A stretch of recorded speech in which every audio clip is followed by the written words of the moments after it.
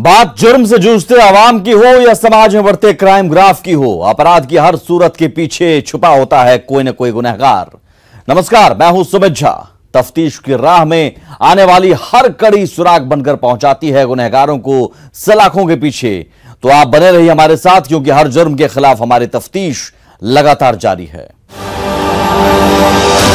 प्रेमी प्रेमिका का प्रेम प्रसंग अंजाम तक तभी पहुंचता है जब दोनों भरोसे की मजबूत डोर से बंधे हों।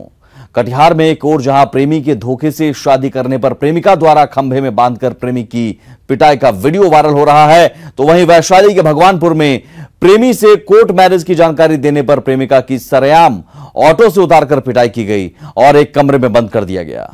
पुलिस पर आरोप है कि सूचना के बाद भी मौके पर नहीं पहुंची। क्या है पूरा मामला, देखिए तफ्तीश में। वैशाली के हुसैना खुर्द में बेशर्मी की इंतहा। सरेआम युवती की पिटाई से पुलिस पर उठे सवाल। दबंगों द्वारा ऑटो से खींचकर युवती की पिटाई। सूचना पर भी पुलिस के नहीं पहुंचने का आरोप। कटिहार में धोखेबाज प्रेमी की प्रेमिका द्वारा पिटाई। खंभे में बांधकर प्रेमी की पिटाई का वीडियो वायरल।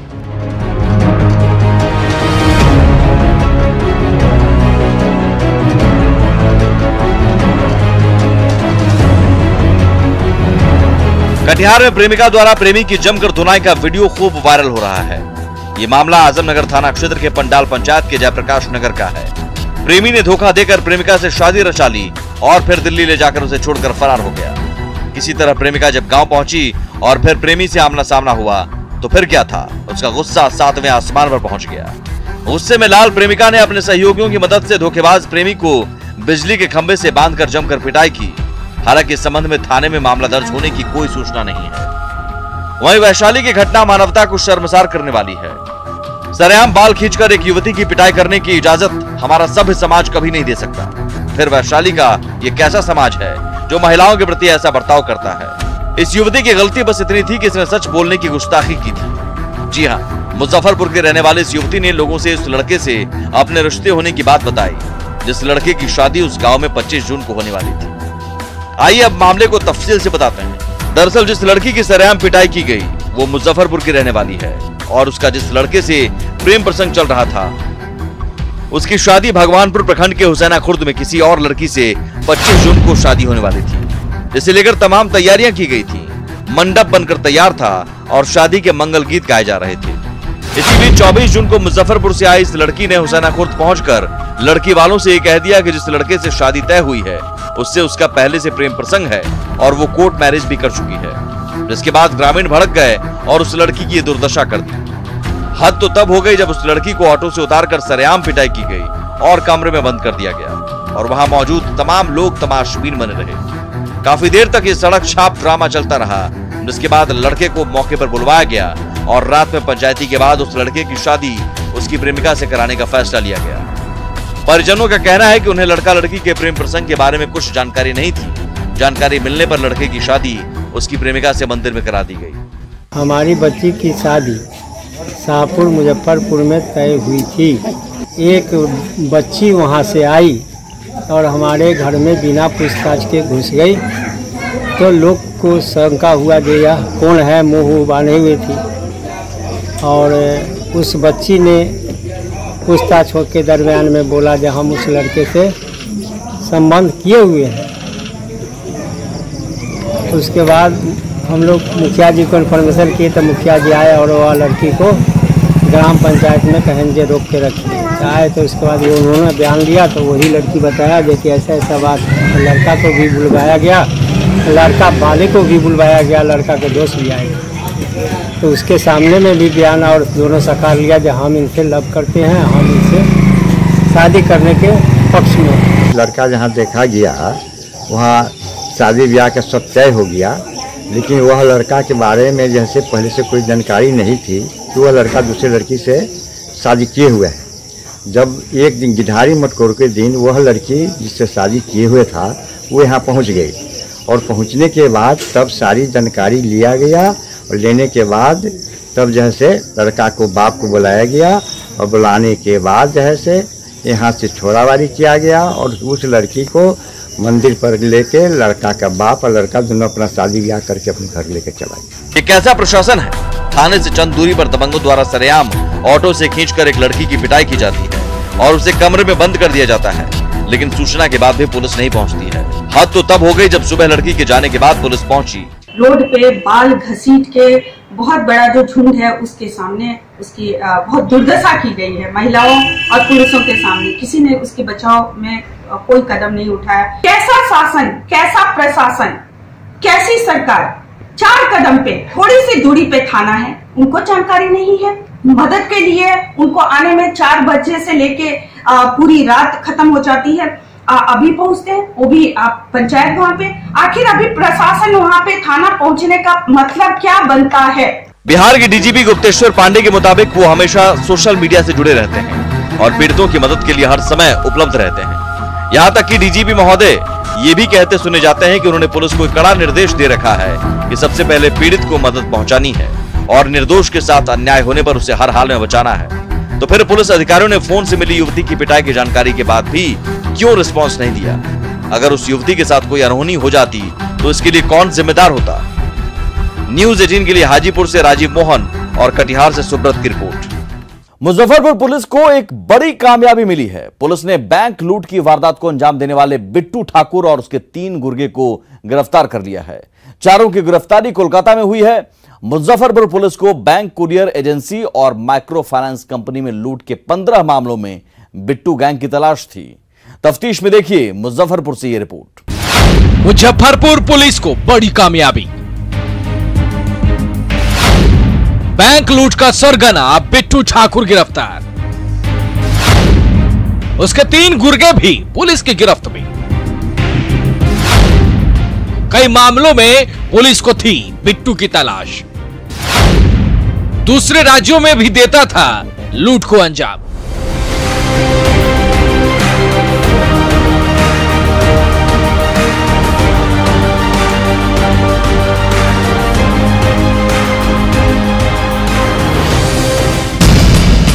मुजफ्फरपुर पुलिस को एक अहम कामयाबी हाथ लगी है।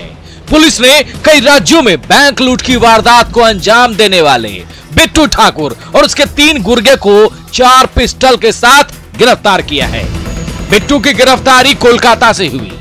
उसकी निशानदेही पर उसके 3 अन्य साथी झुनझुन, रजनीश और राजा को भी पुलिस ने धर दबोचा है। बिट्टू गैंग ने कई राज्यों में बैंकों को अपना निशाना बनाया है। लूट के रुपए से संपत्ति और हथियार खरीदता है। पुलिस को शक है कि इस गिरोह के पास AK-47 है, जिसकी तलाश में पुलिस जुटी हुई है। इसके लिए पुलिस ने बिट्टू के काटी कुशी स्थित घर पर छापेमारी भी की है। फिलहाल इनके पास से 4 पिस्टल बरामद किया गया है। सिटी एसपी नीरज कुमार सिंह ने बताया कि बिट्टू का गैंग टेक्निकल रूप से काफी मजबूत है। यह गिरोह पहले बैंकों की स्पाई कैमरे से रेकी करता है और फिर पूरी प्लानिंग के साथ लूट की वारदात को अंजाम देता है। इनके बीच की बातचीत को भी पकड़ना मुश्किल होता है, क्योंकि यह गिरोह इंटरनेट कॉल या व्हाट्सएप कॉल से बात करता है।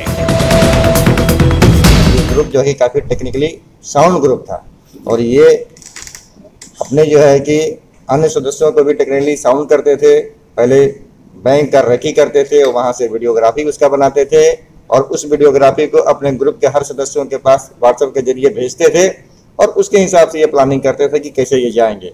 गाड़ी मुहैया कराने से लेके हथियार मुहैया कराने से सारा लीडरशिप जो है बिट्टू ठाकुर और झुनझुन ठाकुर का रहता था।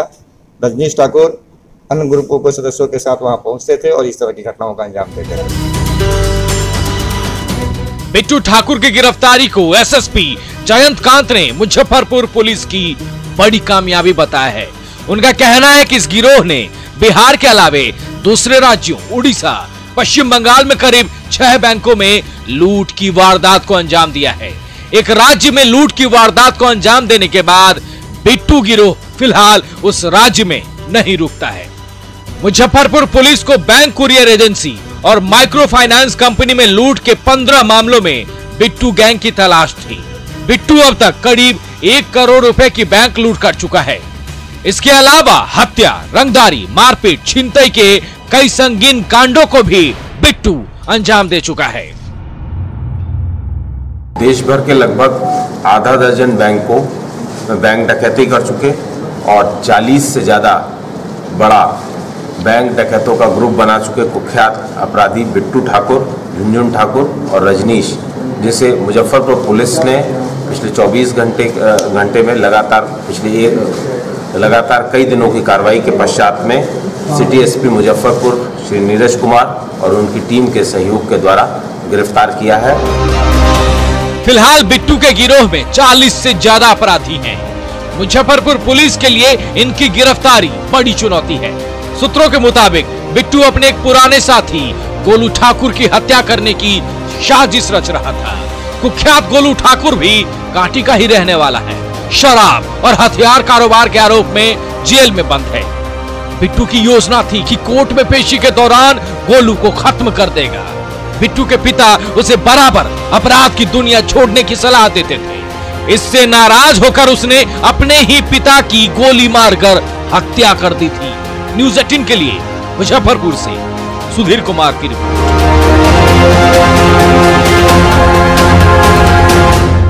शादीशुदा महिला से प्रेम करना एक प्रेमी को महंगा पड़ गया। महिला के पति ने अवैध संबंध में दोनों को पकड़ लिया और परिजनों के साथ मिलकर प्रेमी की पीट कर हत्या कर दी। पुलिस ने प्रेमिका और उसके पति को गिरफ्तार कर लिया है।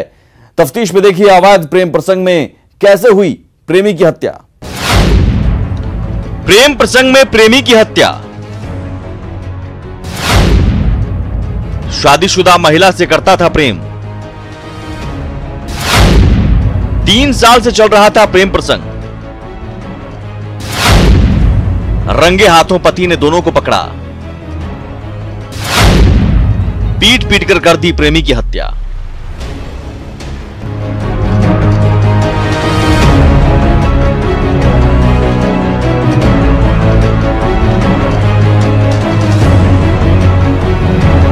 शादीशुदा महिला से प्रेम करना एक प्रेमी के लिए महंगा पड़ गया। पत्नी को प्रेमी के साथ पकड़े जाने पर पति ने प्रेमी की पीट कर हत्या कर दी। जी हां, यह मामला है बांका थाना के भदरिया गांव का।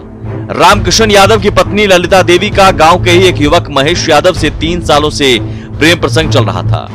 पिछले दिनों पति के घर पर नहीं होने के दौरान महिला ने फोन कर अपने प्रेमी को बुला लिया। संयोगवश पति ने दोनों को रंगे हाथों पकड़ लिया। पकड़ने के बाद परिजनों ने प्रेमी की खंभे में बांधकर लाठी डंडे से जमकर पिटाई की, जिससे मौके पर ही महेश यादव की मौत हो गई। महिला का कहना है कि उसके पति समेत कुछ और लोगों ने गलत शक में महेश की हत्या कर दी। ये रोजे इनाम चला वाली दूसरा दिन करकल मास्टर छाड़ लियो भांगी दिल की माने कारण क्या है, काहे उनको मार कारण है ओकरा पूछा एली त मैं कहले कि जे हमरा आदमी भेजे छी। मृतक महेश यादव के पिता शंभू यादव ने भी माना है कि उसके बेटे और महिला के बीच पिछले 3 सालों से अवैध संबंध था, जिसको लेकर कई बार पंचायती भी कराई गई थी। इसके बावजूद दोनों बाज नहीं आ रहे थे। घर में किसी के नहीं रहने पर महिला बराबर उसके बेटे को बुला लेती थी। बेटा जो भी कमाता था उसी महिला को देकर आ जाता था। संबंध वो लड़की के साथ संबंध है। अच्छा। 3 साल से कहानी है। मुखिया सरपंच से पंचायती भी की है। न लड़का सही बोलता न लड़की सही बोला। अच्छा। आज उसको बुलवा लिया किसी ने। जब घर में उसका पति नहीं रहते हुए तब उसको बुला लेता है। हाँ। माने कमाई उमाई का पैसा भी सब उसी में 3 साल से उसी में पैसा जाए। पुलिस ने प्रेमिका और उसके पति दोनों को गिरफ्तार कर लिया है। केस में मृतक के पिता शंभू यादव के बयान पर 13 लोगों को नामजद आरोपी बनाते हुए हत्या का मामला दर्ज कराया है। पुलिस भी इस बात की पुष्टि करती है कि मामला प्रेम प्रसंग का है, जिसमें प्रेमी की हत्या हुई है। फिलहाल पुलिस मामले की तफ्तीश में जुटी हुई है। वो किसी के महिला के घर में घुसा हुआ था, इसी बीच उसके पति आ गए, जिनको नागवार लगा, वो घर में ही पकड़ा गया। उसी में गांव में हल्ला हो गया। कुछ लोगों ने एकजुट होकर उस पर मारपीट की। उस पिटाई से उसकी मृत्यु हो गई। उसमें भी जैसे ही सूचना मिली पुलिस ने कार्रवाई की। मृतक का पोस्टमार्टम कराया गया और 2 लोगों को तुरंत गिरफ्तार कर दिया। इसमें मुख्य अभियुक्त जिसके घर में घुसा था वो व्यक्ति भी गिरफ्तार व्यक्ति में शामिल है। 8 लोगों के विरुद्ध प्राथमिकी दर्ज की गई है। 2 गिरफ्तार है। शेष की गिरफ्तारी के लिए छापामारी की। शादी के बाद किसी महिला का गैर मर्द के साथ प्रेम प्रसंग एक सभ्य और अच्छे समाज की निशानी नहीं है। इसको किसी भी स्तर पर जायज नहीं ठहराया जा सकता है। लेकिन इस प्रेम प्रसंग में प्रेमी की पीट कर हत्या तो जघन्य अपराध है। ऐसे लोगों को सजा देने के लिए देश में कानून है। उन्मादी भीड़ अगर ऐसे ही फैसले लेती रही तो देश में कानून और पुलिस का कोई मतलब नहीं रह जाएगा और ऐसे फैसले देश के लिए खतरनाक भी बन जाएंगे। न्यूज़ 18 के लिए बांका से नागेंद्र की रिपोर्ट। पूर्णिया में भाई के रिश्ते को कलंकित करते हुए बड़े भाई ने मंझले भाई की पीट कर हत्या कर दी। महज 10 कट्ठा जमीन के लिए भाई की हत्या से लोग आश्चर्यचकित हैं। वहीं मृतक के परिजन इंसाफ की आस में शव लेकर एसपी कार्यालय पहुंच गए। क्या है पूरा मामला, देखते हैं तफ्तीश में। पूर्णिया में भाई के रिश्ते को किया कलंकित। महज 10 कट्ठा जमीन के लिए मंझले भाई की हत्या। पत्नी और बेटे के साथ मिलकर बड़े भाई ने ली जान। न्याय की आस में शव लेकर एसपी कार्यालय पहुंचे परिजन।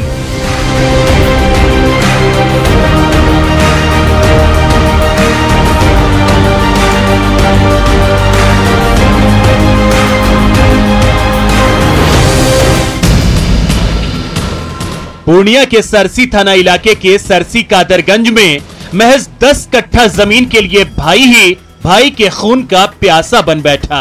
दरअसल बड़े भाई महेश मेहता ने अपनी पत्नी और बेटे के साथ मिलकर अपने ही मंझले भाई गणेश मेहता उर्फ रामदेव मेहता को लाठी डंडे से पीट कर अधमरा कर दिया। बेहोशी की हालत में परिजन उसे सदर अस्पताल ले गए, जहां से उसे पीएमसीएच रेफर कर दिया गया। आनन फानन में परिजन पटना लेकर गए, लेकिन होनी को कुछ और ही मंजूर था। जी हां, गणेश ने दम तोड़ दिया। फिर क्या था, इंसाफ की आस में मृत गणेश का शव लेकर परिजन पूर्णिया के एसपी कार्यालय पहुंचे और पुरानी रंजिश में हत्या की सारी दास्तान सुनाई। वहीं परिजनों ने पुलिस कर्मियों पर अभद्र व्यवहार का आरोप भी लगाया है।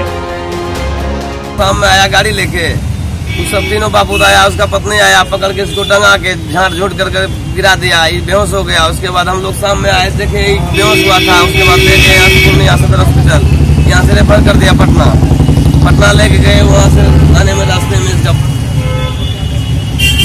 थाना वाला बोला कि जा रहे हैं, देख रहे हैं, मगर कुछ सुनवाई नहीं कर रहा है। यहाँ है तो अभी लाठी लेके बोलता है लाठी लेके तुम लोग को टंगाएंगे, यहाँ एसपी साहब के पास। फिलहाल मृतक गणेश की पत्नी ललिता देवी के आवेदन पर सरसी थाने में केस दर्ज कर लिया गया है। मृतक की पत्नी ललिता देवी ने एसपी से इंसाफ की गुहार लगाते हुए अपने पति के हत्यारे भाई महेश मेहता, उसकी पत्नी और पुत्र को शीघ्र गिरफ्तार करने की मांग की। एसपी विशाल शर्मा ने आरोपियों की जल्द गिरफ्तारी का आश्वासन तो दिया है, लेकिन मृतक की पत्नी ने सरसी थाना के पुलिस की कार्यशैली को ही कटघरे में लाकर खड़ा कर दिया।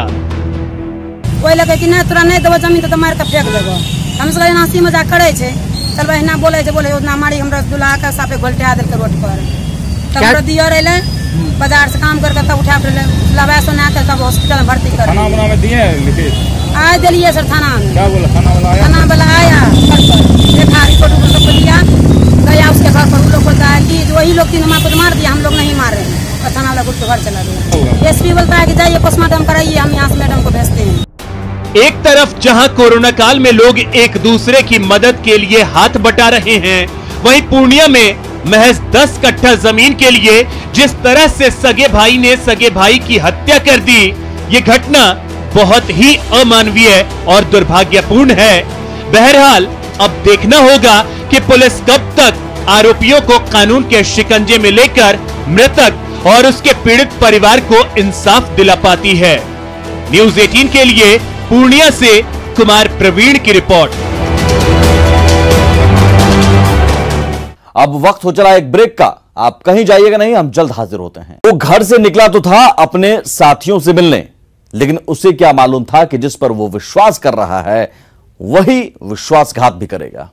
ऐसा ही एक मामला गोपालगंज में सामने आया है, जहां दोस्तों ने ही ताड़ी में जहर मिलाकर अपने दोस्त को मौत की नींद सुला दिया।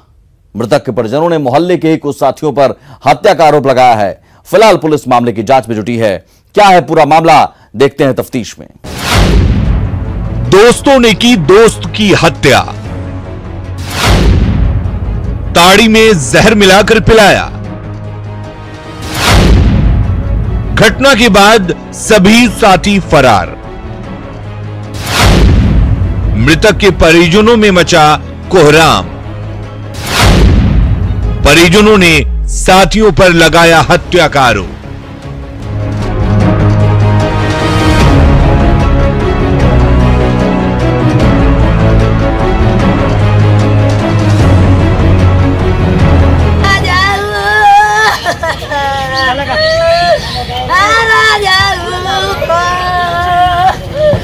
अस्पताल परिसर में अपने पति की मौत पर फूट फूट कर रो रही ये महिला पति के हत्यारों को सजा दिलाने की मांग कर रही है। हत्या का ये मामला गोपालगंज के नगर थाना क्षेत्र का है, जहां हनुमानगढ़ी वार्ड संख्या 6 में रहने वाले 33 वर्षीय संतोष प्रसाद की हत्या गांव के ही कुछ दोस्तों ने मिलकर कर दी। मृतक की पत्नी का आरोप है कि मोहल्ले के ही 5 लोगों ने जबरन ताड़ी में जहर मिलाकर उसके पति को पिला दिया, जिससे उसकी मौत हो गई। घटना के बाद से मृतक के सभी साथी फरार हैं, तो वहीं इस घटना के बाद से परिजनों में कोहराम मचा हुआ है।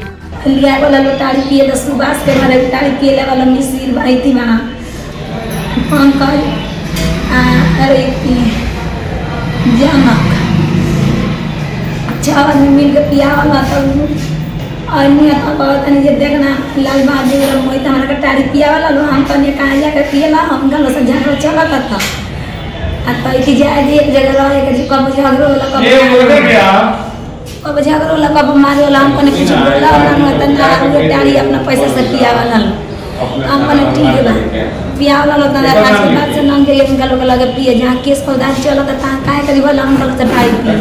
मृतक के परिजनों ने बताया कि कुछ दिन पहले गांव के ही कुछ लोगों के साथ संतोष का झगड़ा हुआ था, जिसका बदला लेने के लिए पहले तो संतोष को घर से बुलाया गया, फिर ताड़ी में जहर मिलाकर उसे पिलाया गया।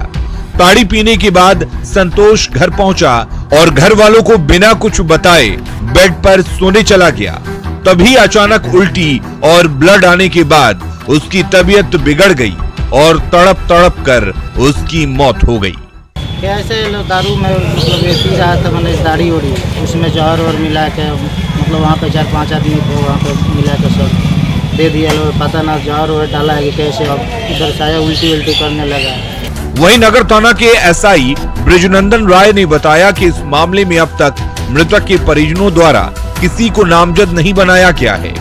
मृतक की पत्नी के बयान पर पुलिस मामले की जांच में जुटी है। पोस्टमार्टम रिपोर्ट आने के बाद ही मौत के सही कारणों का पता चल पाएगा। डॉक्टर देवी बता रही है, जो हनुमानगढ़ी वार्ड नंबर 6 की रहने वाली है, कि हमारे पति को अभी नाम नहीं बता रही है, पति को 2-3 लोगों ने ताड़ी में जहर मिलाकर पिला दिया, जिससे उसकी मृत्यु हो गई और अभी आगे बयान वगैरह नहीं हुआ है। बहरहाल घटना के बाद से परिजनों में कोहराम मचा हुआ है। वहीं इस घटना के बाद से मृतक संतोष के सभी साथी फरार हैं।